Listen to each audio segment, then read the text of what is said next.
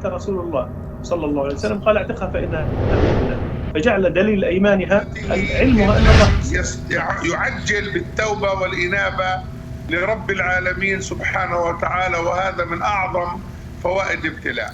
Assalamualaikum warahmatullahi wabarakatuh. Alhamdulillahi rabbil alamin, wassalatu wassalamu ala nabiyyina Muhammad wa ala alihi wa sahbihi ajma'in. Amma ba'd.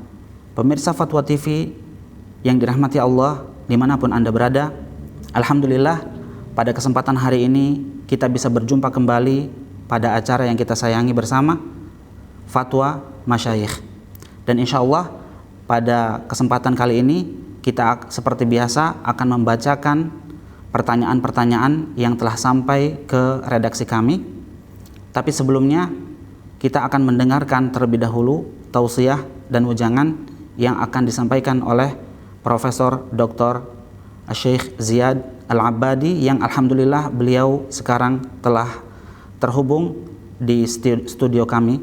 Dan mari kita dengarkan wejangan beliau bersama-sama. Wassalatu wassalamu ala sayyidil mursalin wa khatamin nabiyyin sayyidina Muhammadin al-hadil amin wa ala alihi wa sahbihi ajma'in wa man da'a bida'watihi wastanna bisunnatihi ila yawmiddin wa ba'd. بادئ بدء أحييكم بتحية الإسلام، السلام عليكم ورحمة الله وبركاته. وهذه الجمعة وهذا اللقاء هو سؤال وجواب، لكن أحب الإخوة أن أتكلم بكلمة توجيهية حول هذا البلاء الذي ينزل بالعالم أجمع، وهذا الداء الذي آذى البشر والحجر وضيق على الناس في معايشهم وفي عملهم وفي اجتماعاتهم. فنقول مستعينين بالله في نقاط. أما الأمر الأول فهو سؤال نسأل فيه ربنا سبحانه وتعالى أن يفرج عن الأمة أجمع هذا الداء، وأن يكشفه، وأن يخص بلادا عجيبة وعظيمة كبلاد أندونيسيا الجميلة، أن يكشف عنها هذا البلاء وبقية إخوانها من البلاد يا رب العالمين. الأمر الثاني أن نعلم أن الداء من الله والدواء من الله، والله سبحانه أنزل الداء ويسر الدواء، وقد قال عليه الصلاة والسلام: ما من داء إلا جعل الله له دواء، علمه من علمه وجهله من جهله. ينتج عن ذلك أن المسلم إذا حل به داء وبلاء ووجد الدواء فينبغي له أن يسارع بأخذ الدواء، لقول النبي صلى الله عليه وسلم: تداووا عباد الله، تداووا عباد الله.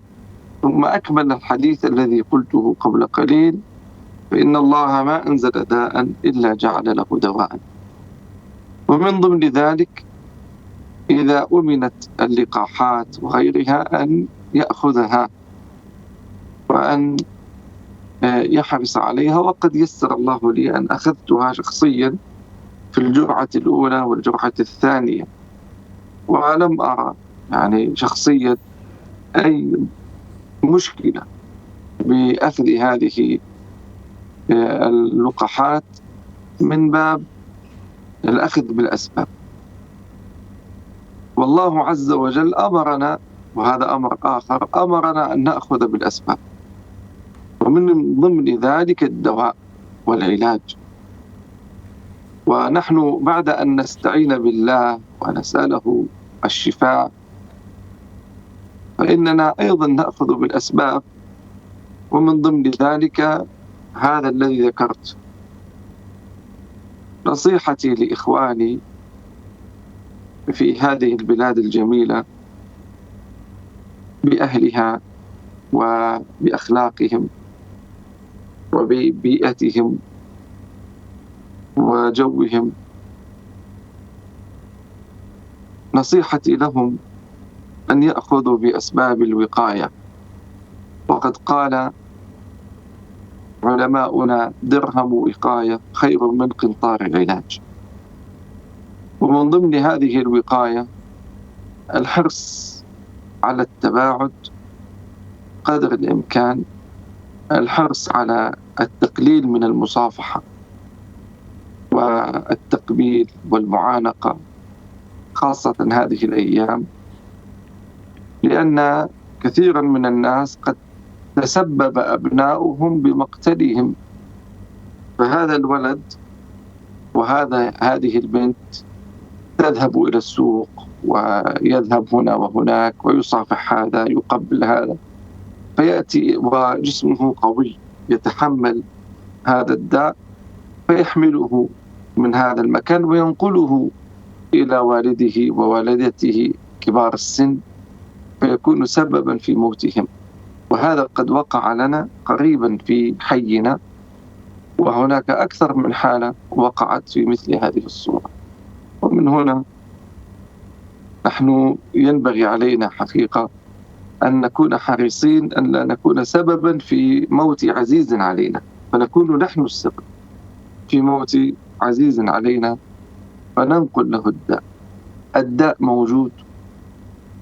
موجود، ولا يشكك بهذا الداء إلا أحمق، ولا يشكك في خطورته إلا أحمق. ومن هنا ينبغي أن ننتبه إلى هذه النقطة.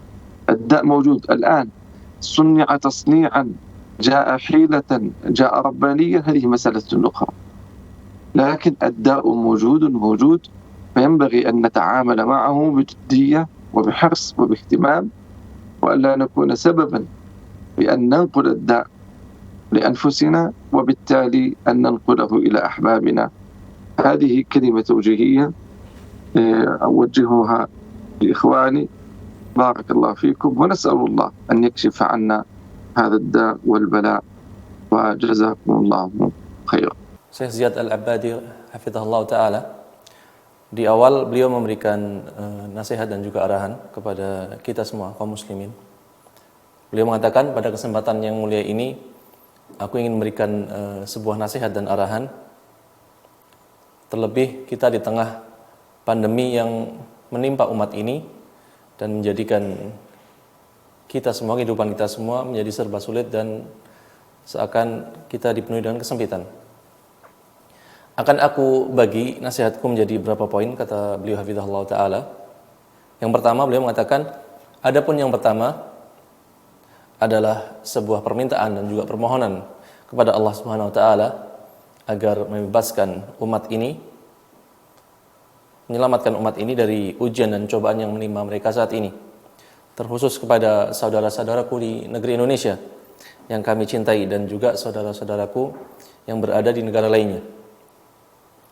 Poin yang kedua yang Syekh Ziyad Al-Abadi hafizahullah ta'ala sampaikan, poin kedua, kita harus mengetahui bahwa suatu penyakit datangnya dari Allah Subhanahu wa taala, dan obat atau penyembuhnya pun datangnya dari Allah Subhanahu wa taala. Karenanya Rasulullah telah bersabda, tidaklah ada suatu penyakit melainkan ada obat penyembuhnya. Diketahui orang yang mengetahuinya dan tidak diketahui oleh sebagian orang lainnya. Berdasarkan hal tersebut bahwa seorang muslim ketika terkena suatu penyakit, apapun itu penyakitnya atau ujian, dan dia mengetahui ada obat atau penyembuhnya, maka dia harus bersegera untuk mendapatkan obat ataupun penyembuhnya tadi. Karena ini sesuai dengan sabda Nabi sallallahu alaihi wasallam, "Tadawa ibadallah," berobatlah wahai hamba Allah, karena sesungguhnya Allah tidaklah menurunkan suatu penyakit melainkan Allah juga turunkan padanya obatnya, penyembuhnya. Kemudian jika di negeri kalian, negara Indonesia, sudah ada vaksin yang teruji keampuhannya, maka segera kalian lakukan vaksin, segera minta untuk divaksin. Karena kata Syekh Ziyad Al-Abadi sendiri, beliau mengatakan, karena aku pribadi sudah mendapatkan 2 kali vaksinasi. Dan alhamdulillah tidak kudapati permasalahan apapun selepas divaksin. Tidak ada efek samping yang memburuk selepas divaksin. Karena ini termasuk upaya kita untuk mengambil sebab-sebab keselamatan yang dibolehkan oleh syariat. Bahkan Allah Azza wa Jalla memerintahkan kita untuk mengambil sebab-sebab yang mendatangkan manfaat bagi kita. Di antaranya kita diminta untuk berobat, dan kalau membutuhkan perawatan kita dirawat, dan kita setelah minta pertolongan kepada Allah Subhanahu wa taala dan minta kesembuhan darinya, maka kita pun berupaya mengambil sebab-sebab yang bisa mendatangkan kebaikan ataupun manfaat bagi diri kita. Dan di antara hal-hal yang aku sebut, dan di antaranya hal-hal yang aku sebutkan tadi. Kemudian nasihatku untuk para saudaraku yang tinggal di negeri yang indah, ramah penduduknya dan berakhlak mulia. Nasihatku pada mereka ini untuk mengambil sebab-sebab pelindungan, tindakan preventif, tindakan pencegahan. Sebagian ulama kami menyampaikan ada sebuah pepatah dalam bahasa Arab yang disebutkan oleh Syekh Ziyad Al-Abadi, 1 keping dirham untuk biaya sebagai biaya tindakan pencegahan jauh lebih baik daripada emas ratusan kilogram untuk biaya pengobatan ataupun penyembuhan, perawatan. Di antara tindakan preventif atau pencegahan adalah menjauhi kerumunan semaksimal mungkin. Menjauhi tempat-tempat yang dipenuhi dengan keramaian. Kemudian beliau memesankan kita minimalisir bersentuhan tangan, berjabat tangan, atau bahkan berpelukan, terlebih di suasana dan kondisi pandemi seperti ini. Karena kebanyakan orang yang kita ketahui dan kita dapatkan, banyak dari anak-anak orang yang aku ketahui, yang mana anak-anak mereka ini malah menjadi sebab kematian orang tuanya, kematian orang tua mereka sendiri. Karena anak-anak mereka ini ternyata suka pergi ke pasar atau ke mal, tempat-tempat yang ramai, dan sering berada di luar rumah, bepergian entah kemana, dan bertemu tentunya dengan banyak orang, bahkan sampai ada yang sebagian menyalaminya, berpelukan, yang mana ini berakibat tertularnya anak-anak tersebut dengan virus corona. Dan ketika mereka pulang ke rumahnya, tentunya mereka membawa virus ini dan menulari orang tuanya. Karena sebab inilah orang tua mereka yang sudah berusia lanjut dan mungkin memiliki penyakit komorbid atau penyerta, mereka akhirnya Allah cabut nyawanya, Allah wafatkan, dan anak-anak mereka lah ini yang menjadi sebab kematian orang tua mereka. Dan ini kata Syekh Ziyad Al-Abadi terjadi di komplek kami, di kampung kami, di tempat kami tinggal, dan banyak terjadi kematian karena apa yang aku sebutkan tadi, yaitu anak-anak yang tidak bisa menghindari tempat-tempat ramai dan juga kerumunan.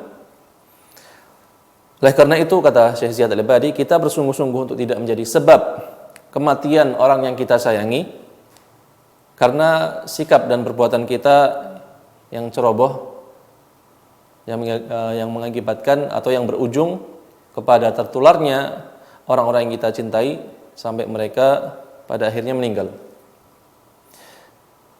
Syekh Ziyad melanjutkan, virus COVID ini, corona ini nyata dan tidak perlu diragukan sama sekali. Orang yang meragukan adanya virus ini adalah orang-orang yang idiot, kata Syekh Ziyad Al-Abadi, atau orang-orang yang pandir. Demikian juga orang yang meragukan akan bahaya virus ini, betapa bahayanya virus ini, orang-orang ini meragukannya, maka mereka pun orang-orang yang idiot ataupun pandir tadi. Oleh karenanya kita harus berhati-hati, virus ini ada dan nyata, dan jangan sampai kita menjadi sebab yang menularkan virus ini kepada orang-orang yang kita sayangi, orang tua kita, istri kita, anak-anak kita, dan yang lain sebagainya. Ini sedikit nasihat yang ingin aku berikan kepada saudaraku, dan semoga Allah Subhanahu wa taala bisa segera membebaskan kita dari cobaan ini, musibah ini, dan juga virus yang menimpa umat manusia sekarang ini. Dan jazakumullahu khairan. Amin amin ya rabbal alamin. Naam Syekhana, jazakumullahu khairan ala hadhihi an-nasihatil ghaliyah wa ala tawjihatikum. Dan pemirsa sekalian, pemirsa Fatwa TV yang dirahmati Allah dimanapun Anda berada. Alhamdulillah, kita telah dengarkan dari Fadilatul Syekh Dr. Ziyad Al-Abadi nasihat beliau terkait dengan pandemi COVID-19 ini. Dan insya Allah sebagaimana biasanya kita akan membacakan pertanyaan-pertanyaan yang telah datang kepada redaksi kami. Kita akan bacakan pertanyaan-pertanyaan ini satu demi satu dan kita akan terjemahkan jawaban dari Syekh ke dalam bahasa Indonesia. Nasta'dzinukum fadilatul Syekh, nahnu nurid an naqra'a 'alaikum al-as'ilah allati waradat ilaina. Tafadhal. Pertanyaan yang pertama di sini dari Abu Syifa di Jawa Tengah, Kabupaten Sragen, Indonesia. Assalamualaikum. Waalaikumsalam warahmatullah. Dari Abu Syifa di Asri Sri Mulyo, mau nanya Ustaz, anak kami bertanya di Al-Quran dan hadis banyak menyebutkan kata setan. Yang dimaksud setan bagaimana? Apakah sama dengan iblis? Sedangkan yang kami tahu bahwa setan adalah kata sifat, yaitu yang kelihatan dari kalangan manusia dan yang tidak terlihat dari kalangan jin. Mohon penjelasannya Ustaz. Jazakumullahu khairan wa iyyakum. Asail Abu Syifa min Jawa Al-Wusda yas'alukum fadilatul Syekh an ma'na asy-syaitan alladhi yakthuru dzikruhu fil Qur'anil Karim wal ahaditsin nabawiyyah lianna waladahu yas'alu an dzalika walidayhi katsiran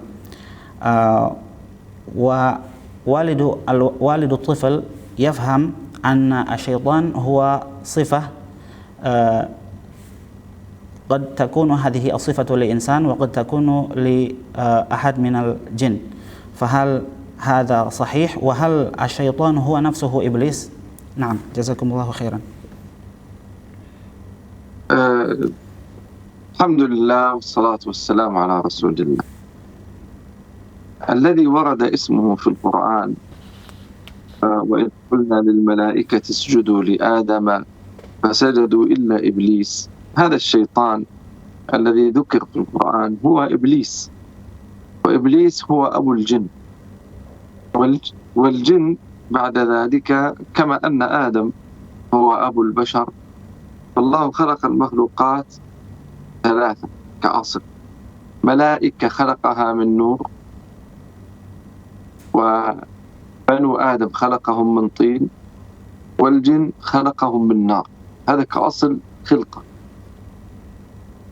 هذا إبليس الشيطان أمره الله عز وجل بالسجود، وهو ليس من الملائكة، هو عالم آخر يسمى بعالم الجن وهو موجود، وسمى الله عز وجل سورة في القرآن بسورة الجن، وأورد ذكرهم في مواطن عديدة كسورة الأحقاف وغيرها، فهم عالم موجود خفي يروننا ولا نراهم، كما أخبر بذلك القرآن من حيث لا ترونهم إنه يراكم هو وقبيله من حيث لا ترونهم. الشيطان كمصطلح في القرآن هو إبليس، لكن كلمة شيطان تشمل الجن وتشمل الإنس، فكل من تمرد وعصى وخرج عن حد الصواب فهو شيطان. وشياطين الجن والإنس، وقد جاء بهذا الذكر كلمة شيطان، فيدخل في ذلك كما ذكر الله في القرآن شياطين الإنس والجن. فشيطان الإنس هو العاصي المجرم الذي يدل على الشر ويحفز عليه ويسيء في البشرية، هذا شيطان الإنس.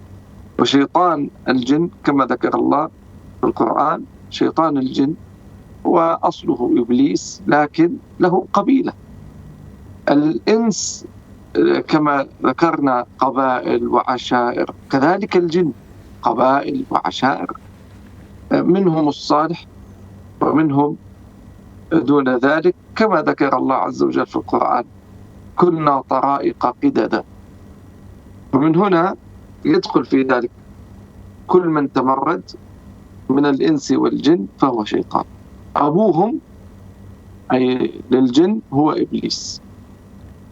وأما الإنس أبونا آدم كان نبيا من الأنبياء، لكن كما قال اجتالتهم الشياطين فحرفتهم عن الصواب وعن الحق. هذا الذي عندي في هذه والله. Menjawab pertanyaan yang pertama, Syekh Ziyad Al-Abadi hafizahullah ta'ala, beliau mengatakan yang namanya disebutkan dalam Al-Quran, yaitu dalam ayat berikut ini, dan ingatlah ketika kami berfirman kepada malaikat, yaitu Allah SWT ketika mengatakan kepada para malaikat, sujudlah kamu kepada Adam, maka sujudlah mereka semua kecuali iblis. Setan yang banyak disebutkan dalam Al-Quran, secara umum itu adalah yang dimaksud adalah iblis itu sendiri. Dan iblis itu moyangnya para jin atau ayahnya para jin. Dan jin setelah itu bermacam-macam, ada yang soleh dan ada juga yang taleh, ataupun menjadi jin yang durhaka dan kafir kepada Allah SWT. Sebagaimana Adam moyangnya manusia dan dia juga memiliki keturunan yang bermacam-macam. Dalam ayat tadi Allah menyebutkan 3 makhluk ciptaannya. Makhluk yang pertama yang Allah sebutkan adalah malaikat. Allah menciptakan malaikat dari cahaya. Kemudian makhluk berikutnya adalah Adam, yang mana Adam dan anak cucunya Allah ciptakan dari tanah liat. Dan makhluk berikutnya itu adalah jin, yang mana Allah ciptakan jin dari api. Ini semua adalah asal mula penciptaan ketiganya.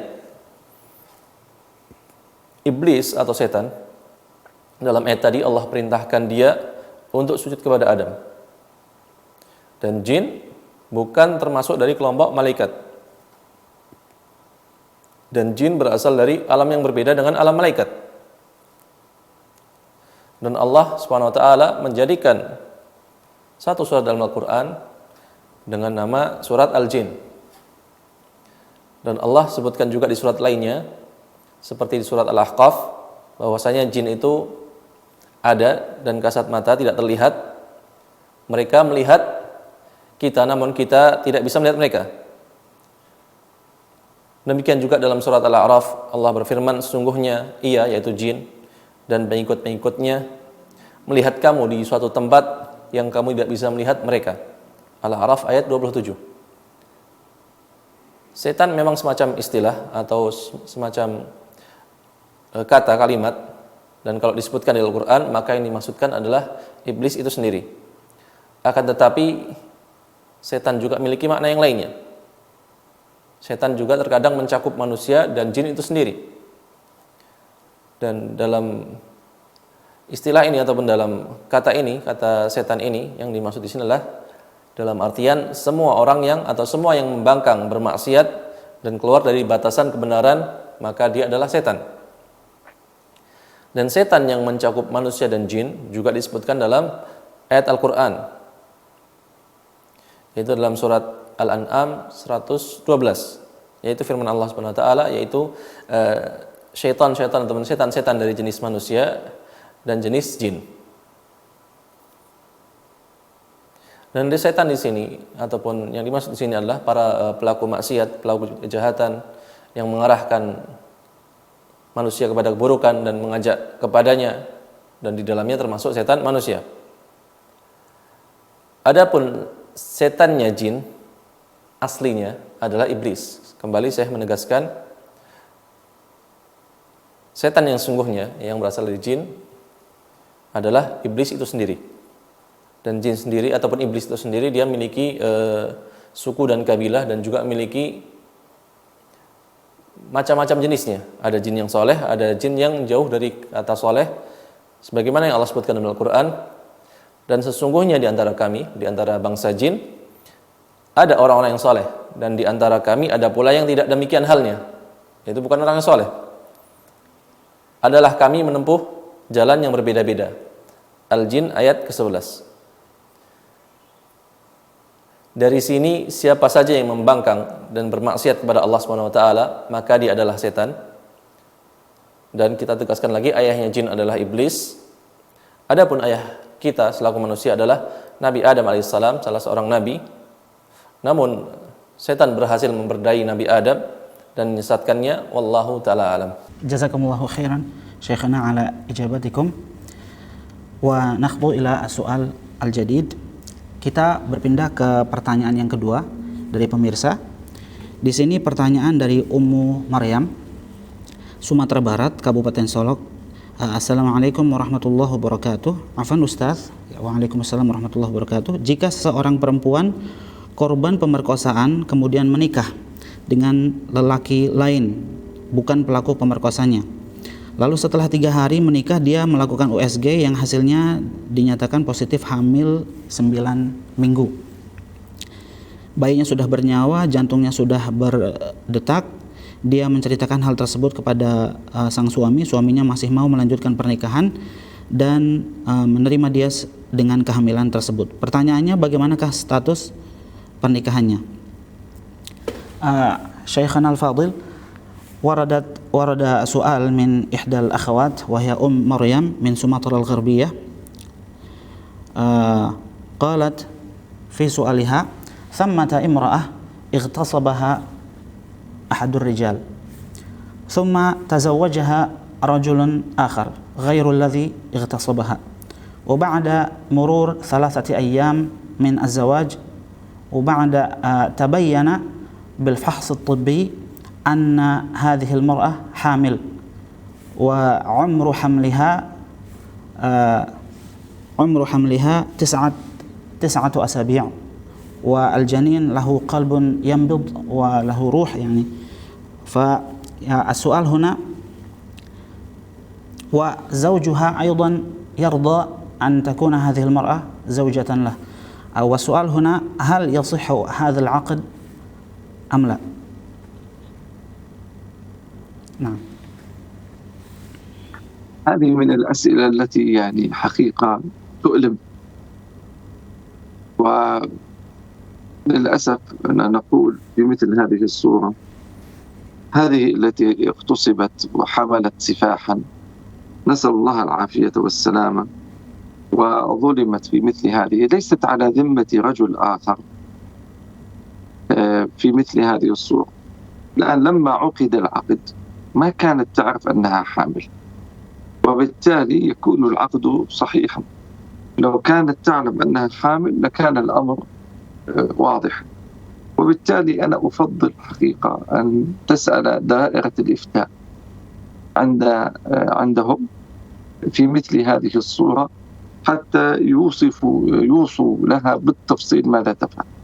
إذا علم زوجها بهذا الحمل ورضي فالعقد صحيح، وجزاه الله خيرا على الستر عليها، ولكن لا ينسب الولد له، أن هذا الحمل كان واقعا قبل العقد وقبل الدخول، فلا ينسب هذا الولد له. ولا يدخل في هذا في حديث النبي صلى الله عليه وسلم: الولد للفراش وللعاهر الحجر. هذا إذا زنت المرأة وهي على ذمة رجل فيكون هذا الحديث. أما هي لم تكن كذلك وعقد عليها لاحقا، وحين العقد لم يكن هناك علم بهذا الحمل، فأرجو أن يكون العقد صحيحا في مثل هذه الصورة. لكن من باب الاحتياط، إذا ولدت لاحقا بعد أن تلد هذا الولد لا ينسب لهذا الرجل، يعيد العقد مرة أخرى احتياطا، ويبقى معها من باب الاحتياط، يبقى معها، هو يبقى معها وهو زوجها، لكن من باب الاحتياط يعقد مرة أخرى. والله أعلم، هذا رأيي الشخصي، ولو سئلت دائرة الإفتاء في هذا يكون أفضل، لا سيما هم أخبر بهذه الصورة والأقدر على ذلك لكثرة ما تمر عليهم من حالات مؤلمة كمثل هذه الحالة. نسأل الله عز وجل أن يسترنا في الدنيا والآخرة يا رب العالمين. Berikutnya Syekh Ziyad Al-Ibadi hafizahullah taala, beliau melanjutkan, pertanyaan semacam ini sebenarnya menyedihkan bagi kami, kata Syekh Ziyad Al-Ibadi. Wanita yang diperkosa dan kemudian dia hamil karena pemerkosaan tadi, kita meminta kepada Allah Subhanahu wa taala keselamatan baginya. Dia wanita yang terzalimi tentunya. Ditambah dia juga ternyata belum memiliki suami saat peristiwa menyedihkan itu terjadi, menimpanya. Kemudian ketika terjadi akad nikah setelah peristiwa tadi, dia tidak tahu dan dia mengakui dia tidak tahu kalau dirinya hamil, maka di sini akadnya pun tetap sah, akad nikahnya tetap sah. Jika seandainya dia tahu ketika akad tadi dirinya hamil, maka menjadi jelas permasalahannya, yaitu pernikahannya tidak sah karena wanita ini tahu dirinya hamil. Kemudian Syekh Ziyad melanjutkan, aku menyarankan untuk meminta fatwa dari komite fatwa setempat dalam permasalahan ini agar mendapatkan rincian jawaban ataupun fatwa yang terperinci. Kemudian Syekh Ziyad masih melanjutkan, jika suaminya mengetahui wanita tersebut hamil dan dia ridha kepadanya, maka akadnya sah. Dan semoga Allah membalas si suami ini dengan kebaikan yang luar biasa banyak, karena dia telah berusaha menutup aib istrinya. Akan tetapi anak yang terlahir ini tidak boleh sama sekali dinasabkan kepada suaminya tersebut, karena kehamilan tersebut terjadi sebelum akad dan juga sebelum adanya hubungan suami istri. Anak ini tidak boleh dinasabkan kepada si suami, dan permasalahan ini juga bukan termasuk dalam sabda Nabi, anak yang lahir adalah milik pemilik ranjang atau suami dan pezinanya mendapatkan kerugian. Hadis ini hanya berlaku bagi seorang wanita yang berzina, yaitu wanita yang sudah bersuami, dia berzina sementara dia telah bersuami. Adapun pertanyaan yang diajukan di sini, kondisinya bukan seperti di hadis tersebut. Karena kondisinya wanita ini sudah hamil sebelum akad. Karena dia baru akad nikah setelah terjadi pemerkosaan, dan keterangan wanita tersebut yang tidak mengetahui adanya kehamilan pada dirinya, maka di sini aku berharap nikahnya tetap sah. Karena ketika akad nikah dia tidak tahu kalau dirinya hamil. Akan tapi kata Syekh Ziyad Al-Ibadi, sebagai bentuk kehati-hatian nantinya, jika anak tersebut lahir maka tidak boleh dinasabkan kepada laki-laki yang menikahinya tadi. Dan setelah melahirkan sebaiknya akad nikahnya diulang kembali. Ini sebagai bentuk kehati-hatian. Dia tetap berhak tinggal bersama suaminya dan tetap menjadi suaminya. Namun sekali lagi mengulangi akad tersebut ini sebagai bentuk kehati-hatian. Wallahu a'lam, kata Syekh Ziyad Al-Ibadi, ini pendapatku pribadi. Jika bisa ditanyakan lebih jauh, silakan ditanyakan kepada komite fatwa, maka ini tentu jauh lebih utama, karena mereka adalah orang yang lebih sering berhadapan dengan permasalahan umat seperti ini di negara kalian, dan tentunya fatwa mereka lebih utama. Semoga Allah Subhanahu wa taala menutup aib kita baik dunia maupun di akhirat. Syukran lakum Syekhana, jazakumullahu khairan. Kita berpindah ke pertanyaan selanjutnya pemirsa. Di sini dari pertanyaan dari Bapak Panca Nur Arif. Beliau mengatakan, ana izin bertanya, bagaimana status hadis yaitu tentang surat yang paling dicintai Allah Subhanahu wa taala adalah surat Al-Falaq. Sekian, barakallahu fikum. Ya, wa fikum barakallah. As-sa'il yaqul wa huwa al-akh Nur Arif min Kalimantan Al-Gharbiyah, Madinat Sambas. Yaqul fi su'alih, hal yasih al-hadits an-nabawi alladhi yu'ayyin anna afdala suratan fil Qur'an hiya suratul Falaq. Naam. يقصد ما درجة هذا الحديث؟ نعم.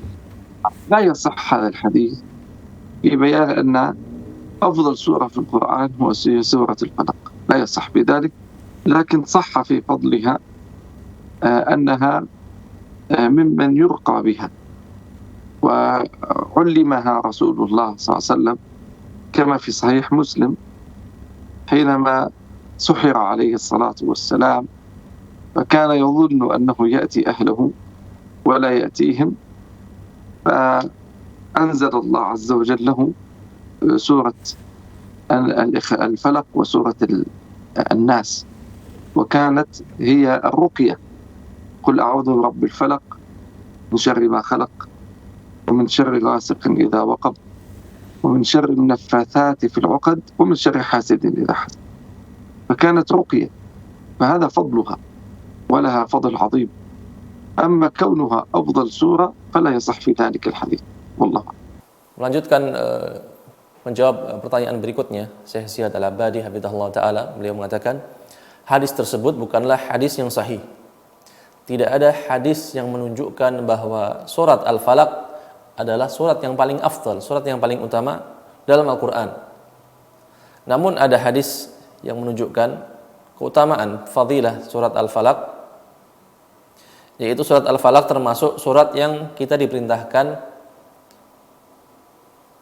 untuk kita baca sebagai ruqyah. Seperti disebutkan dalam hadis dalam Sahih Muslim, ketika Nabi disihir, Allah pun menurunkan surat Al-Falaq dan juga surat An-Nas. Dan kedua surat tadi, yaitu Al-Falaq dan An-Nas, keduanya termasuk dalam surat yang dibaca ketika kita meruqyah diri kita. Adapun hadis yang mengatakan surat Al-Falaq adalah surat yang paling afdal secara mutlak, maka disebut bukanlah hadis yang sahih. Syukran lakum Syekhana. Nakhtu ila as-su'al al-akhir. Kita berlanjut ke pertanyaan selanjutnya dari pemirsa. Pertanyaan dari Bapak Abu Jauzan di Kepulauan Riau, Kota Batam, Indonesia. Beliau mengatakan, bagaimana hukumnya berpuasa bagi orang tua yang sudah mengalami kurang ingatan? Karena kadang setiap hari kami sebagai anak kurang yakin puasa orang tua yang besar indikasinya akan berbuka jika kami tidak pantau. Beliau tidak sadar bahwa sedang berpuasa. Bagaimana caranya menyikapinya jika puasa tersebut dianggap batal? Apakah perlu diqadha oleh kami sebagai anak atau boleh membayar fidyah, dan bagaimana tata caranya? Syukran. Asail wa huwa al-akh Abu Jauzan min Juzur Riau, Madinah Batam, Indonesia, yas'alukum fi su'alihi an walidihi alladhi qad kabir an walidihi al-musin. هذا الوالد المسن ينسى كثير النسيان، وكيف حكم صيامه؟ لأنه إذا صام ولم نذكره أحيانا ينسى ويأكل، فما حكم صيامه؟ فهل نحن أولاده نقضي عنه صيامه أم نفديه فدية، وما طريقة ذلك؟ نعم.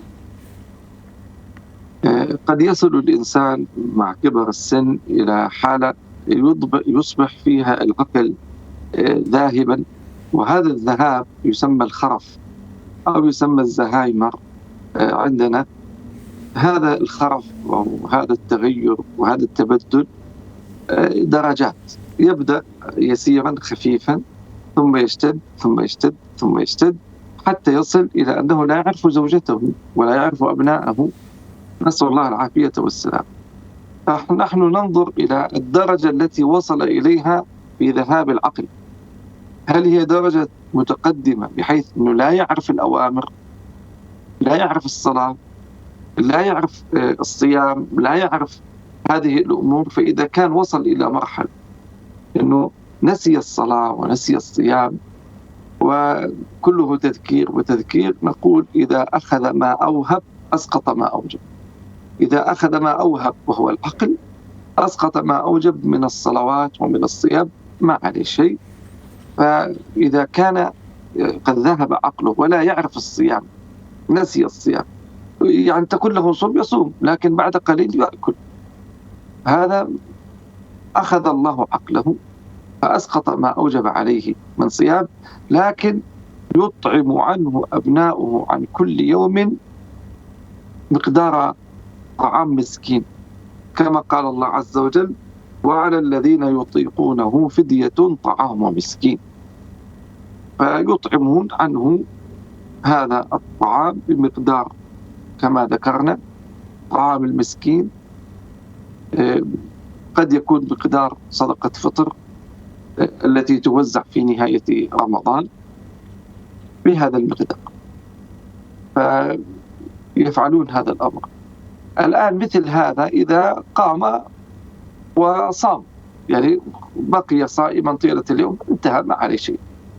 أما إذا كان العقل ذهب كلية وهو نعم قد امتنع عن الصيام، لكن هو في الحقيقة غير صائم، فأيضا يطعمون عنه.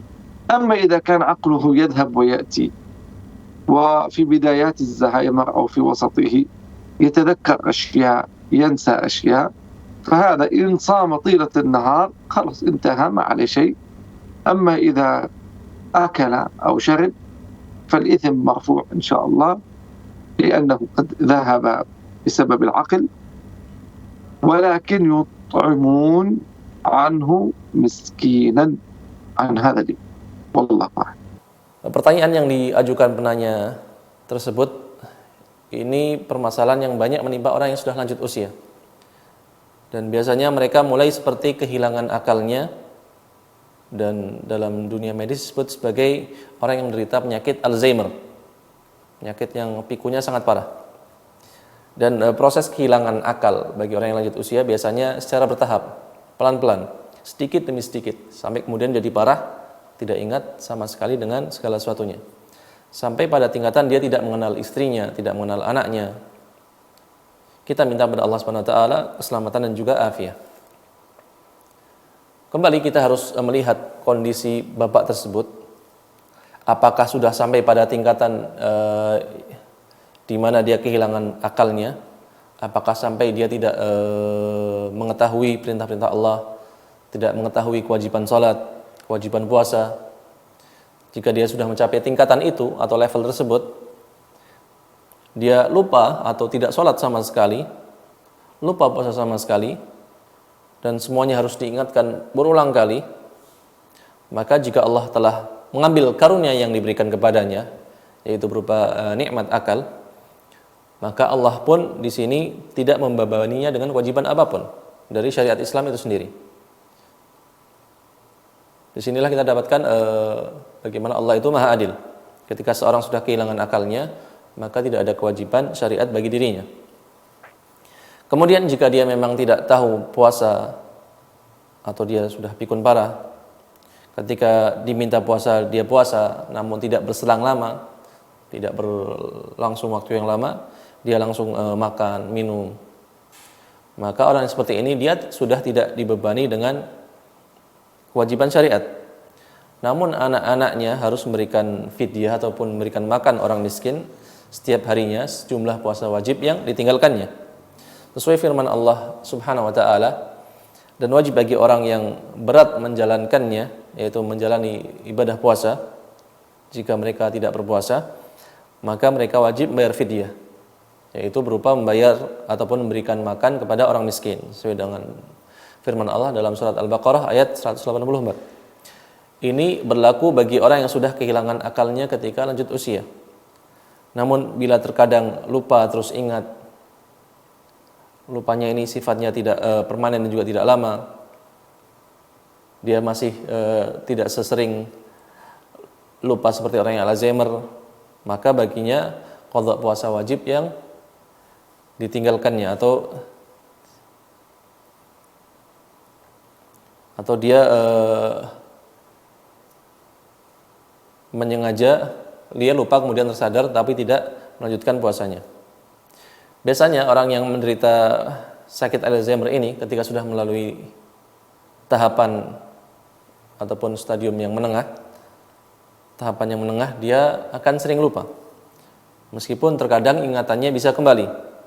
Namun bila dipastikan dia banyak lupanya, terutama di waktu siang hari, dia sering kali lupa, maka bagi orang yang seperti ini pun dia hanya wajib bagi walinya untuk membayarkan fidyah berupa memberi makan satu orang miskin, dan sekalipun dia puasa kemudian makan dan minum, maka orang seperti ini tidak berdosa sama sekali. Namun tetap bagi walinya untuk memberikan makan satu orang miskin setiap puasa wajib yang ditinggalkan oleh orang tua yang sudah lanjut usia tersebut. Allahu taala alam. Jazakallahu khairan Syekhana. Wa nakhtu ila as-su'al al-akhar. Kita berpindah ke pertanyaan selanjutnya pemirsa. Di sini ada pertanyaan dari Bapak Iqbal di Bengkulu. Pertanyaannya adalah, apakah air madhi yang sudah kering itu najis atau tidak? Ya. Akhuna Iqbal Syekhana min Bengkulu, Sumatera, yas'alukum hal al-madhi ma'ul madhi idza jaffa ahwa tahir am najis? نعم. الذي عليه كثير من أهل العلم، والمسألة فيها خلاف بين الفقهاء، أن المذي نجس والودي نجس. الذي يخرج من الرجال إما مني، وهو الذي يكون منه الولد ويكون بعد شهوة ويسبب رعشة، هذا يسمى المني، هذا طاهر. وكانت تحثه عائشة رضي الله عنه من ثوب النبي عليه الصلاة والسلام وهو يصلي، هذا لا شيء فيه. المني وهو الذي يخرج بعد شهوة لكن لا يكون فيه ارتعاش، يكون بسبب شهوة، يكون لزج، فهذا نجس ولا يوجب الغسل. المني طاهر ويوجب الغسل، المذي نجس ولا يوجب الغسل، لكن لا بد من إزالته. إذا جف وكان يعني في أصله نجس، فجفافه الأصل أن يزال عن الثياب، فيزيله عن الثوب. فإذا التفت ووجد على ثوبه منيا ومذيا فالأصل أن يزيله بالماء أو بالحت والفرك، هذا الأصل أن يزال حقيقة. وجفافه لا يذهب عينه، جفافه لا يذهب عينه، فهو ليس كالماء العادي الذي إذا جف انتهى، لكن لأن هذا يشبه العذرة أذارة، إذا جفت لا يعني أنها أصبحت طاهرة. الماء الودي وهو الذي يخرج بعد البول بسبب مرض، فأيضا هذا النجس إذا جاء على الثياب الأصل أن يزال سواء جف أو لا زال طريا، والله هذا الذي أتبناه في هذه المسألة. وفيها خلاف بين الفقهاء في تحديد النجاسات خاصة للمني. Syekh Ziyad Al-Abadi menjawab pertanyaan penanya tersebut. Beliau mengatakan, sebenarnya ada perbedaan pendapat di antara para ulama, namun kebanyakan dari para ulama menjelaskan bahwa madhi itu najis, demikian juga dengan wadi najis. Nanti Syekh akan menjelaskan apa itu madhi, apa itu wadi. Dan air yang keluar dari kemaluan laki-laki itu ada 3 macam. Tentunya selain air kencing itu sendiri. Yang pertama yaitu air mani. Yang dari air mani ini berasal anak-anak kita. Dan air mani ini keluar disertai dengan syahwat dan juga gemetaran. Air mani ini suci, dan Ibunda Aisyah radhiyallahu taala anha pernah mengerik mani kering yang menempel di baju Rasulullah SAW. Kemudian Nabi sholat dengan baju tersebut. Ini menunjukkan bahwasanya mani adalah suci. Adapun madhi, yaitu air yang keluar karena syahwat, namun tidak disertai dengan gemetaran, biasanya keluar sebelum keluarnya mani, yaitu madhi, maka madhi ini adalah najis. Madhi ini najis, namun tidak menjadikan orang yang keluar madhinya menjadi wajib mandi. Kewajiban dia hanya harus menghilangkan dan membersihkan madhi yang menempel di bajunya. Berbeda dengan air mani. Air mani suci, namun kita wajib untuk mandi. Dan jika madhi pun telah mengering, maka tetap harus dibersihkan. dan juga dihilangkan baik dengan air ataupun dikerik sampai bersih. Dan keringnya madhi tidak menjadikan zatnya madhi itu sendiri hilang, berbeda dengan air pada umumnya atau air yang biasa kita gunakan untuk mandi ataupun untuk minum. Dan najis di sini jika telah mengering bukan berarti najis itu telah hilang ataupun baju kita yang terkena najis menjadi suci. Ketika najis mengering tetap itu najis, harus kita bersihkan, kita sucikan. Adapun air wadi ataupun wadi, air wadi adalah air yang keluar selepas seseorang kencing. Langsung biasanya ketika kita kencing selesai biasanya ada air yang encer, dan ini biasanya adalah semacam penyakit yang dimiliki orang yang kencing tadi. Dan wadi pun hukumnya najis. Dan sekalipun jika wadi telah kering, tetap wajib dihilangkan, disucikan dari baju kita. Ini pendapat yang aku pegang, kata Syekh Ziyad Al-Ibadi. Dan pada dasarnya dalam permasalahan ini ada perbedaan pendapat di antara para ulama. Wallahu ta'ala a'lam. Jazakumullahu khairan syekhana wa ahsana ilaikum. Nakhdu ila as-su'al al-akhir. Pemirsa sekalian, di sini ada pertanyaan yang lain dari Bapak Afifuddin di Jawa Barat, Kabupaten Bogor. Ana mau bertanya, ana seorang auditor yang sering bepergian keluar kota 4-6 hari dalam seminggu, dan biasanya ana tinggal di hotel atau di mes perusahaan. Yang ana ketahui bahwa ana mendapatkan rukhsah karena safar. Yang ingin ana tanyakan, jika ana mendengar azan, apakah ana masih mendapat kewajiban untuk salat berjamaah? Al-akh Afifuddin Fadilat Syekh min Bogor, Jawa Al-Gharbiyah, yuqaddim su'alan yaqul fih ana a'mal fil kharij musafiran تقريبا في 4 أو 6 أيام أخرج للعمل مسافرا لأنني مصمم وأخرج مسافرا من بيتي في خلال 4 أيام أو 6 أيام في كل أسبوع، وأنا أسكن في فندق أو في سكن إحدى الشركات. ومما أعلم أنني يجوز لي رخص بسبب السفر، يجوز لي الجمع والقصر. والذي أريد أن أسأل عنه، هل إذا سمعت الأذان يجب علي حضور صلاة الجماعة أم لا؟ نعم. قبل أن أجيبك أخي الكريم على سؤالك الذي ذكرت، لابد أن أفصل لك الحالة. إذا كنت صاحب بيتين، يعني مثلا أنا في منطقة جاوة الغربية، بيتي الذي فيه أهلي وزوجتي وأولادي، وأعمل وعملي في مكان آخر بعيد وفيه يحتاج إلى سفر في جاوة الشرقية أو الوسطى، وهذا سفر.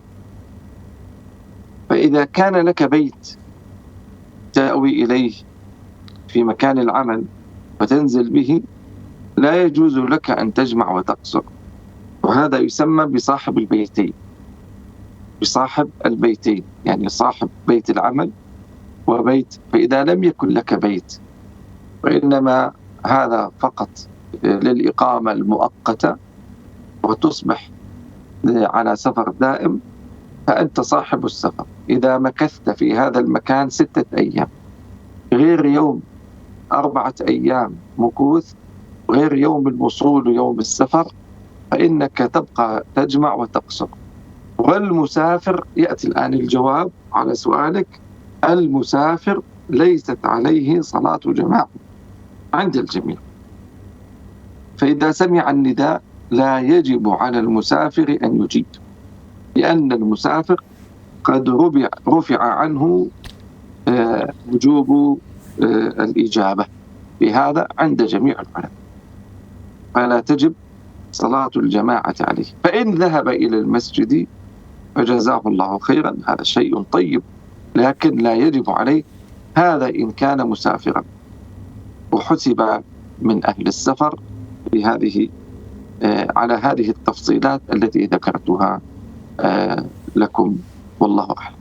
Syekh Ziyad mengatakan jika kondisinya itu orang yang tinggal di suatu kota kemudian dia safar untuk bekerja kota lainnya, jika kondisinya orang seperti ini atau jika kondisinya kamu memiliki dua rumah, misalnya kamu punya rumah pribadi di Jawa Barat dan kamu tinggal di situ bersama istri dan anakmu, sementara kamu misalnya bekerja di Jawa Timur ataupun Jawa Tengah, yang kamu harus menempuh perjalanan safar ke sana, namun kamu pun punya rumah di tempat kerjamu tersebut, baik mungkin kita katakan rumah kontrak ataupun rumah dinas atau rumah pribadi yang sudah menjadi miliknya dan lain sebagainya, maka di sini kata Syekh Ziyad Al-Abadi, maka dia tidak boleh jamak dan qasar karena dia punya dua rumah, dia punya dua tempat tinggal, baik di Jawa Barat ataupun Jawa Timur atau Jawa Tengah tadi, tempat tinggal dia sendiri, rumah aslinya dan juga rumah ketika di tempat kerjanya. Namun bila dia tidak punya rumah, tidak punya tempat tinggal, hanya ada tempat singgah misalnya, tempat singgah sementara, baik itu hotel atau penginapan lainnya, dan dia tidak tinggal dalam waktu yang lama dan menetap permanen di situ, misalnya seperti dia safar kerja selama 6 hari, ini belum termasuk safar ketika perjalanan pergi dan pulangnya mungkin bisa sampai 8 hari ataupun lebih dari itu. Maka orang yang seperti ini dia berhak mendapatkan rukhsah keringanan baik berupa jamak ataupun qasar salatnya.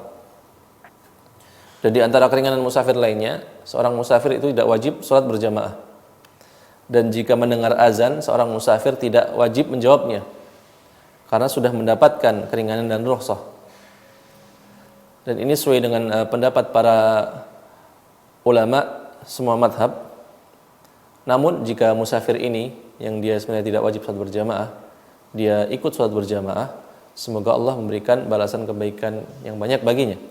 Allahu ta'ala alam. Naam, Syekhana, jazakumullahu khairan. Nantaqil ila soal al-akhir wa aqra'uhu awalan bil Indonesia amam al-jumhur. Pemirsa sekalian, kita berpindah ke pertanyaan selanjutnya dari Bapak Abdul Manan Husain di Sulawesi Barat, Kabupaten Majene. Bagaimana cara berpakaian ihram bagi wanita bercadar dan apakah masih bisa memakai cadar setelah berniat di Masjid Miqat? Akhuna Abdul Manan Husain min Sulawesi Al-Gharbiyah yas'al wa yaqul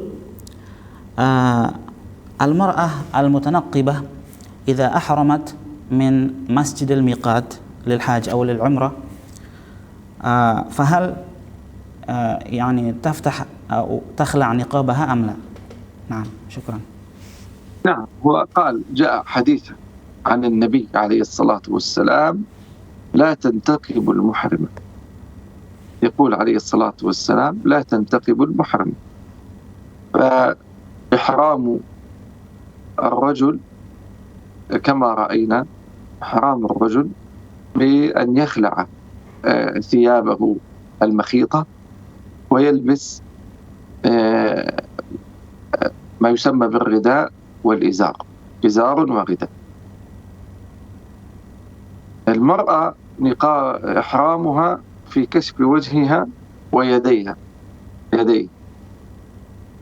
فلا تنتقب المحرم، لأن ماذا تصنع إذا أحبت أن يبقى وجهها مغطى؟ تسدل سدلا، يعني تأتي وتذكرون تسدل سدلا، لكن لا تشد على وجهها النقاب، لأنه هذا لا يجوز للمحرم. لكن تسدل كما تقول عائشة رضي الله عنها، قال كنا إذا مر الرجال نسدل، فتسدل سدلا، يعني يكون النقاب هكذا ينزل دون أن يشد على الوجه، والله أعلم في هذه الصورة. فهي لا مانع أن تغطي وجهها لكن سدلا وليس أن تشده على وجهها، فإذا ذهب الرجال تكشف. Kemudian berikutnya Syekh Ziyad Al-Abadi menjawab pertanyaan pemirsa berikutnya. Terdapat hadis dari Nabi sallallahu alaihi wasallam berkaitan dengan hal tersebut, yaitu orang yang ihram apakah wajib melepaskan cadarnya atau tidak. Nabi bersabda, wanita yang berihram tidak mengenakan cadarnya.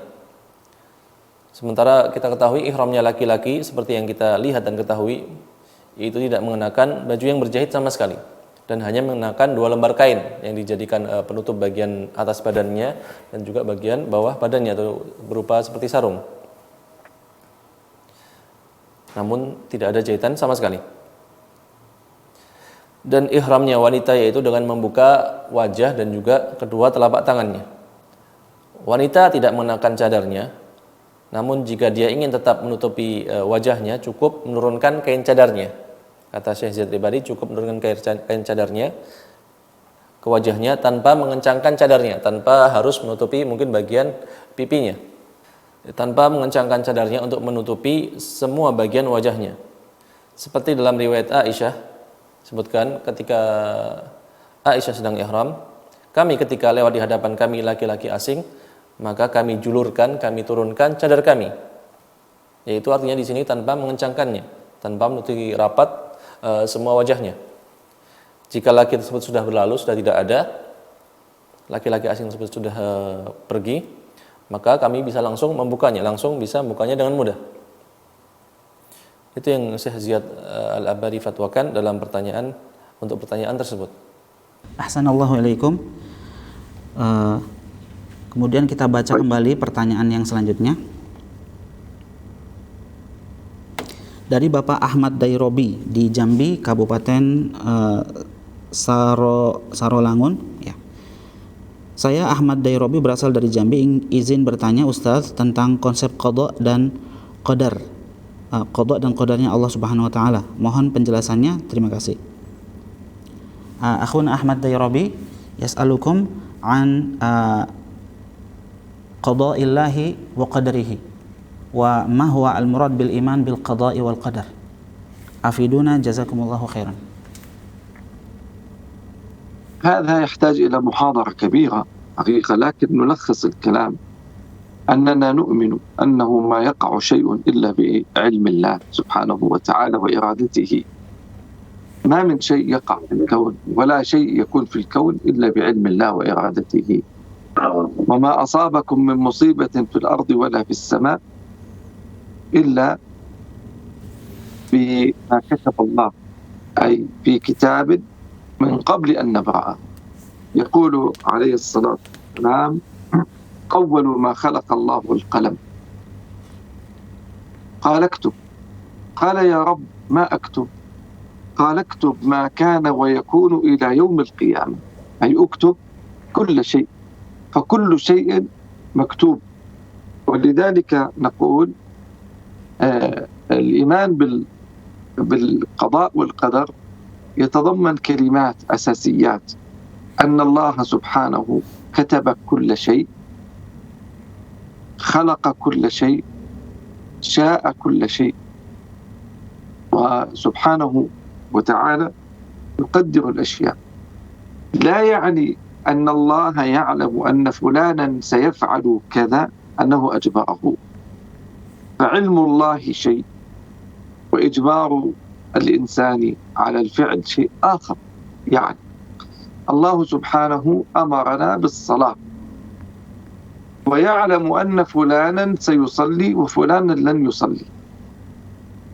الله أمرنا، لا يعني أن الله يعلم أنني سأصلي أنه أجبرني على الصلاة، ولا يعني أن الله يعلم أنني لن أصلي أنه أجبرني على ترك الصلاة. ولذلك لو أن الله أجبر الخلق على الطاعة وأجبرهم على المعصية، فلماذا جاءت الرسل؟ ولماذا أنزلت الكتب؟ ولماذا جاءت الأوامر؟ لو أن الله أجبرنا على الطاعة وعلى المعصية لكان وجود الجنة ظلم، لكان وجود الجنة ظلم، ولكان وجود النار ظلم، أي كان ظلما. فكان ظلما، لأن العاصي إذا أجبره الله على المعصية فلما يعاقبه؟ وهذا الطائع حينما أجبره على الطاعة فلما يجازيه الجنة؟ وبالتالي قال الله عز وجل: إنا هديناه السبيل إما شاكرا وإما كفورا. قال عليه الصلاة والسلام: اعملوا فكل ميسر لما خلق له. فأنا المطلوب مني أن أعمل، المطلوب مني أن أصلي، المطلوب مني أن أبتعد عن الحرام. لا أدري كيف تكون النهاية، لا أدري كيف يكون الحال، هذا أمره عند الله سبحانه جل في علاه. فأؤمن بأن الله علم كل شيء وقدر كل شيء وشاء كل شيء وخلق كل شيء، كل شيء منه سبحانه وتعالى. لا يعني علمه أنه يجبر، لكن هو العلم الذي قال عنه: وعنده مفاتح الغيب لا يعلمها إلا هو ويعلم ما في البر والبحر وما تسقط من ورقة إلا يعلمها ولا حبة في ظلمات الأرض ولا رطب ولا يابس إلا في كتاب مبين. فكل ذلك بقضاء ربي وتقديره سبحانه وتعالى. أؤمن أن الله لا يظلم ولا يظلم ربك أحدا وما ربك بظلام للعبيد. يا عبادي إني حرمت الظلم على نفسي وجعلته بينكم محرما. لو أجبرنا على المعصية لكان ظالما لنا ويعاقبنا بعد ذلك، فهذا ظلم كبير، والله منزه سبحانه جل في علاه عن الظلم. ولا يحتج بالقدر إلا الضعيف، ولا يحتج بالقدر إلا الضعيف، وإلا فالمؤمن يؤمن بأن الله قدر وقضى، فإذا كان قضاء طيبا فهذا القدر الشرعي، وإذا كان على خلاف ما يحب فهذا هو القدر الكوني كما يقول علماؤنا في هذا التفصيل، والله أعلم.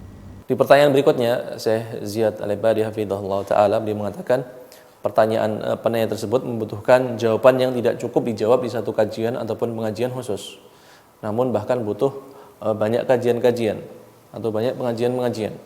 Namun kata Syekh, beliau mengatakan, namun akan aku coba jawab secara ringkas. Iman kepada qadha dan qadar, iman kepada takdir, itu mencakup iman kepada ilmu Allah Subhanahu wa taala, iman kepada kehendak Allah Subhanahu wa taala, iman bahwasanya Allah telah menuliskannya, dan juga kita beriman bahwasanya Allah telah menciptakannya. Tidak ada suatu apapun yang terjadi melainkan melalui ilmu Allah dan kehendak Allah. Allah mengetahui hal tersebut dan Allah memang menghendakinya. Dan apapun musibah yang menimpamu di bumi ataupun di langit, melainkan sudah Allah tuliskan, sudah Allah catatkan sebelum Allah menciptakannya, mengadakannya. Allah berfirman dalam sebuah hadis qudsi, yang mana firman Allah SWT, yang pertama kali Allah ciptakan adalah pena, dan Allah berkata kepada pena, tulislah. Kemudian pena bertanya kepada Allah SWT, apa yang harus aku tulis, kata pena. Kemudian Allah mengatakan, tulislah semua yang terjadi hingga hari kiamat.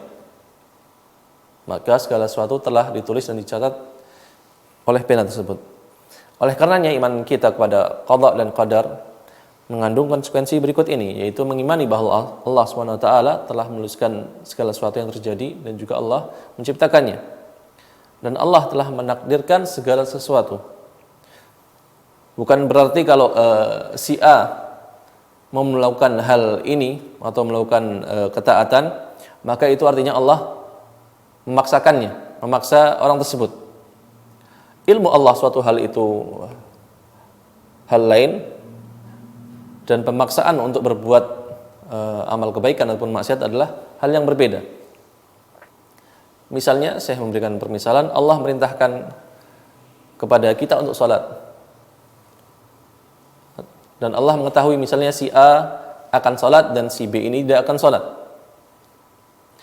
Allah merintahkan itu bukan berarti Allah tahu aku akan sholat, kemudian Allah memaksaku untuk sholat. Syekh Ziyad mengatakan demikian. Dan bukan berarti juga ketika Allah memerintahkan salat dan Allah mengetahui aku tidak akan salat, kemudian Allah memaksaku untuk meninggalkan salat. Itu adalah pemahaman yang salah ataupun keliru. Kalau seandainya Allah memaksa makhluknya untuk taat dan makhluk lainnya ataupun manusia lainnya untuk bermaksiat, lantas mengapa Allah mengutus para nabi dan rasul? Lantas mengapa Allah menurunkan kitab-kitab suci? Dan lantas kenapa harus ada perintah-perintah, kewajiban-kewajiban syariat? Perintah-perintah untuk kita ibadah dan juga untuk taat kepada Allah Subhanahu wa taala. Kalau Allah memaksa kita untuk taat atau maksiat, maka keberadaan surga dan neraka adalah bentuk kezaliman. Karena kalau orang yang bermaksiat kepada Allah dan Allah memaksa dia untuk berbuat maksiat, kenapa Allah kemudian menghukumnya? Sementara ini adalah berupa pemaksaan, perbuatan maksiatnya karena terpaksaan. Dan orang yang taat juga ketika dia dipaksa untuk berbuat ketaatan, kenapa dia mendapatkan balasan surga? Oleh karenanya kezaliman Allah ini harus kita tiadakan. Allah tidak akan menzalimi hambanya sebagaimana yang Allah firmankan. Sesungguhnya kami telah menunjukkan kalian kepada jalan yang lurus dan jalan yang lurus. Di antara kalian ada orang yang bersyukur, ada pula orang yang kafir. Seperti disebutkan dalam surat Al-Insan ayat ketiga. Dan ini juga sesuai dengan sabda Nabi sallallahu alaihi wasallam, beramallah kalian karena masing-masing dari kalian dimudahkan untuk melakukan sesuatu yang telah ditakdirkan untuknya. Hadis riwayat Muslim. Yang dituntut dari kalian adalah untuk beramal, untuk salat, untuk menjauhi yang haram. Kita tidak tahu bagaimana akhir hidup kita ini, karena hanya Allah yang mengetahui akhir hidup seseorang. Ini semua hanya Allah yang mengetahuinya. Dan kata Syekh Zaid Ibadi, aku beriman kepada Allah, aku beriman bahwa Allah mengilmui segala sesuatu, bahwa Allah memiliki ilmu terhadap segala sesuatu. Allah menghendakinya, Allah menuliskannya, dan Allah menciptakannya dan menakdirkannya. Dan ilmu Allah bukan berarti Allah memaksa hambanya. Sekali lagi Syekh Zaid menegaskan, sementara Allah sendiri dia berfirman dalam Al-Quran, dan kunci-kunci semua yang gaib ada padanya. Tidak ada yang mengetahui selain dia, yaitu Allah Subhanahu wa taala. Dia mengetahui apa yang ada di darat dan apa yang di laut. Tidak ada sehelai daun pun yang gugur ataupun jatuh yang tidak Allah ketahui. Dan tidak ada sebutir biji pun dalam kegelapan bumi, dan tidak pula suatu yang basah atau yang kering yang tidak tertulis atau Allah catat dalam kitab yang nyata, yaitu Lauhul Mahfuz. Semua hal tersebut dengan takdir dan qada Allah Subhanahu wa taala. Aku beriman bahwa Allah tidak berbuat zalim kepada hambanya, dan Allah tidak pernah menzalimi siapapun, dan Allah tidaklah menzalimi hambanya. Sebagian dalam sebuah hadis, wahai hambaku, aku telah haramkan kezaliman atas diriku. Dan jika Allah memaksa kita untuk bermaksiat, maka Allah telah menzalimi kita. Dan kemudian setelah itu Allah hukum kita pula, tentunya setelah Allah memaksa kita untuk berbuat maksiat dan Allah menzalimi dan Allah menghukum kita, ini tentunya sebuah kezaliman yang luar biasa. Dan Allah terlepas dan harus kita sucikan dari sifat zalim. Dan tidaklah ada orang yang beralasan, berhujjah dengan takdir, melainkan dia adalah orang yang sangat lemah. Dan seorang mukmin beriman kepada setiap takdir. Jika dia mendapatkan kebaikan, maka dia meyakini inilah takdir yang syar'i, takdir yang Allah cintai dan ridhai. Dan jika dia mendapatkan keburukan, maka inilah takdir kauni, sebuah takdir yang tidak Allah ridhai dan tidak Allah cintai. Silakan bagi penanya untuk mempelajari lebih rinci dari penjelasan para ulama kami. Wallahu taala alam. Ahsanallahu ilaikum syekhana. Wa al-an nahnu nasil ila as-su'al al-akhir. Di sini pemirsa sekalian ada pertanyaan yang terakhir dari hamba Allah Kalimantan Timur. Beliau mengatakan, jika suami memulangkan atau menyerahkan istrinya kepada orang tua istri yang sudah berjalan selama 1 tahun, bagaimana status pernikahannya? Apakah sudah jatuh talak? Jazakumullahu khairan. Asail yaqul wa huwa min Kalimantan asyarqiyah. Hunaka zawj qad a'ada aw sallama zawjatah ila bait walidayha wa qad madha ala hadha akthar min sanah. فما حكم هذا الزواج؟ هل يقع هذا طلاقا أم لا؟ نعم. هذا يرجع إلى ما قال. إن طلقها وقال أنت طالق وسلمها إلى بيت أهلها فهذا طلاق. إن سلمها وقال لها الحقي بأهلك اذهبي إلى أهلك ويقصد الطلاق أيضا يقع طلاقا. ولذلك حينما عرف العلماء الطلاق قالوا هو فك أو حل رباط الزوجية بعبارة تفيد ذلك صراحة أي أنت طالق، أو بعبارة تفيد ذلك دلالة كقوله الحقي بأهلك أو اذهبي إلى أهلك ويقصد الطلاق. فإذا كان قصد الطلاق وفعل هذا قاصدا الطلاق في مثل هذه الصورة نقول هذا طلاق. إذا أراد أن يرجعها هي تجاوزت الحد الذي يستطيع أن يرجع فيه دون عقد وهو العدة، فلا بد له من عقد جديد ومهر جديد والرضا. وهذه المرأة هذه الصورة فلو كان هناك عندكم دوائر إفتاء يرجع إلى دائرة الإفتاء ويسأله، لأن مسائل الطلاق والزواج حقيقة تحتاج إلى مفتي مباشر يسمع من الطرفين حتى يستطيع الإجابة على هذا. لكن نحن نجيب بالعموم أن هذا يرجع إلى نيته وإلى لفظه وهل قصد الطلاق أم لا. أما إذا أخذها إلى بيت أهلها لنزهة أو لأمر أو ثم حصل خلاف بعد ذلك وما أرجعها وما قال أنت طالق وما قصد الطلاق فهي زوجته ويرجعها متى شاء في هذا والله أعلم. هذا التفصيل الذي يكون في مثل هذه المسألة. وجزاكم الله خيرا وبارك فيكم. Syekh Ziyad hafizahullah taala beliau mengatakan, memberikan fatwa berkaitan dengan permasalahan rumah tangga tadi. Ini dikembalikan kepada maksud dan niat dari suaminya. Jika sang suami ini secara langsung mengucapkan kalimat talak atau kalimat cerai yang tegas, misalnya aku ceraikan kamu, aku talak kamu, maka telah jatuh talak baginya. Atau dia mengucapkan ucapan yang berindikasi kuat, itu adalah talak. Seperti contohnya misalnya, kembalilah kepada keluargamu, yaitu kepada kedua orang tuamu. Atau pulanglah ke rumah keluargamu, pulanglah ke rumah orang tuamu. Dan dia memang bermaksud atau berniat untuk menceraikan, maka jatuh talaknya di sini. Oleh karena itu para ulama ketika mendefinisikan talak, menjelaskan pengertian talak, para ulama mengatakan yaitu ketika seseorang melepaskan hubungan suami istri dengan ungkapan yang jelas, yang nyata menunjukkan bahwasanya ungkapan seperti adalah ungkapan talak, seperti kamu aku talak, kamu aku cerai, atau ungkapan yang memiliki makna yang kuat, memiliki indikasi yang kuat bahwa itu berarti talak. Seperti kembalilah kepada keluargamu ditambah dengan niat dia untuk menceraikannya, maka jatuh talak bagi si istri. Dan jika ingin rujuk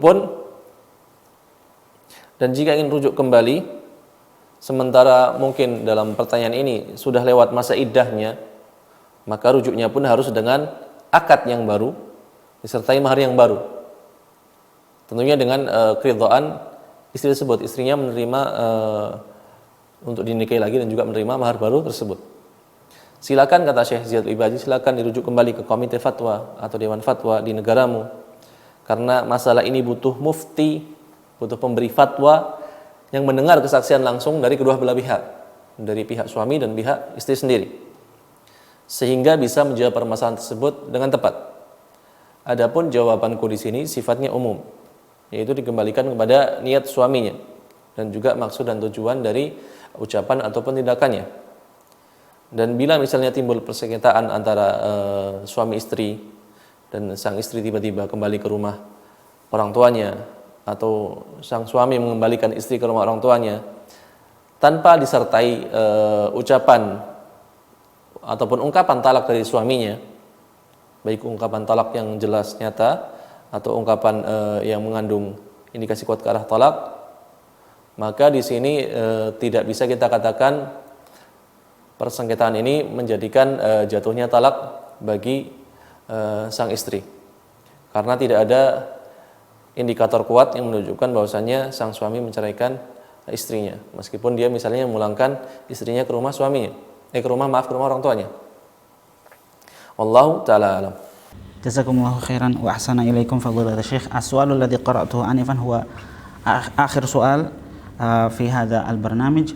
Nahnu nashkurukum syukran jazilan wa nafa'allahu bikum al-islam wal muslimin wa barakallahu fikum. Pemirsa sekalian, alhamdulillah kita sudah sampai di penghujung acara. Kita ucapkan terima kasih kepada Syekh dan juga kepada pemirsa sekalian yang setia menonton acara ini, dan tentunya kita selalu berdoa kepada Allah Subhanahu wa taala agar melindungi kita dan juga keluarga kita yang kita cintai dari berbagai macam penyakit dan juga berbagai macam mara bahaya. Dan kita juga selalu berdoa kepada Allah Subhanahu wa taala agar senantiasa berada dan istiqomah di atas ajaran agama Islam sampai akhir hayat kita. Subhanakallahumma wa bihamdika asyhadu an la ilaha illa anta astaghfiruka wa atubu ilaik. Wassalamualaikum warahmatullahi wabarakatuh. وعليكم السلام. قال أنت رسول الله صلى الله عليه وسلم، قال اعتقها فإنها منه. فجعل دليل أيمانها علمها أن الله يعجل بالتوبة والإنابة لرب العالمين سبحانه وتعالى، وهذا من أعظم فوائد ابتلاء.